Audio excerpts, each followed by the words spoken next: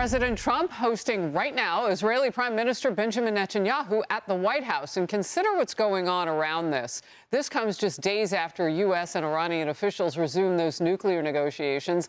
And, of course, the backdrop to all of this is that President Trump has said he is still considering sending a second aircraft carrier. He's serious on getting a deal done. Senior White House correspondent Peter Doocy. Peter.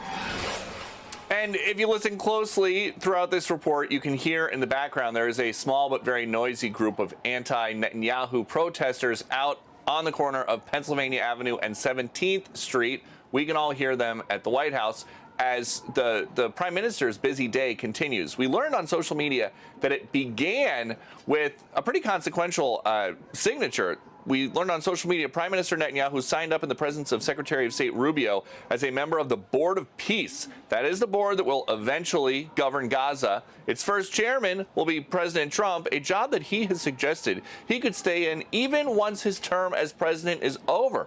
Now that the Gaza business is taken care of, the top of the to-do list is Iran's nuclear program. First and foremost, the negotiations with Iran. I will present to the president our ideas about the principles in the negotiations, the important principles. According to Axios, President Trump is considering sending a second carrier strike group to the Middle East, but the goal is just to pressure the regime into a nuclear deal, not to pressure the Ayatollah to step down. Well, look, I mean, if the Iranian people want to overthrow the regime, that's up to the Iranian people. What we're focused on right now is the fact that Iran can't have a nuclear weapon. That's been the focus of the president's policy, even going back to the first administration.